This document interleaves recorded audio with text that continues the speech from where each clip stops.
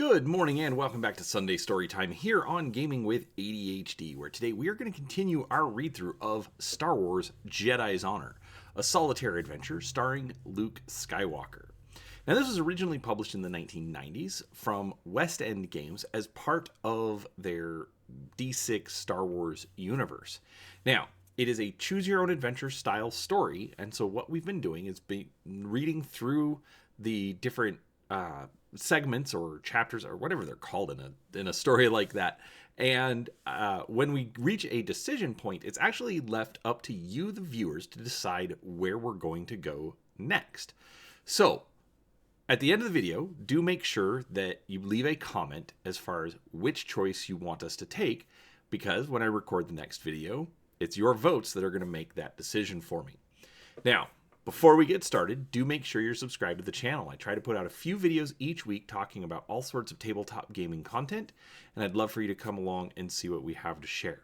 In addition, there are affiliate links to Amazon, DriveThruRPG down below, and if you feel like helping out the channel, we'd absolutely appreciate it. But with that out of the way, let's go ahead and get started. All right, so last time Luke is trying to get off of this Imperial Hell prison planet, and he has two options. He can either stow away aboard a supply barge, or he can try to steal a crew shuttle. So, based on your comments, we are going to try and stow away aboard the supply barge. So, let's do that and see what happens. Let's go to a supply barge, Luke says. A quartersmaster's uniform ought to get us aboard.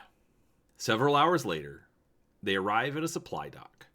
50 droids and a dozen sentient laborers are unloading the two barges that occupy the mammoth hangar. A platoon of stormtroopers roams the floor, but generally the armored forms appear inattentive. A quartermaster captain stands at the entrance to each barge. Another repulsor cart enters the bay a moment later. A well-dressed Calamarian sits in the back of the cart with Sebastian Parnell. He is unusually pale, almost as white as Luke. Most Calamarians have darker, salmon-colored skin. As the cart passes, the fish-like Calamarian twists his bald, high-domed head around to study Luke. His two bulging eyes seem unusually menacing for a member of his race. Parnell pays no attention to Luke's party and continues talking to the Calamarian. Luke breathes a sigh of relief. Now what? Gideon asks. A diversion, Sidney suggests? Then we sneak aboard? Luke hesitates. A diversion does not make use of their best resource, his borrowed uniform.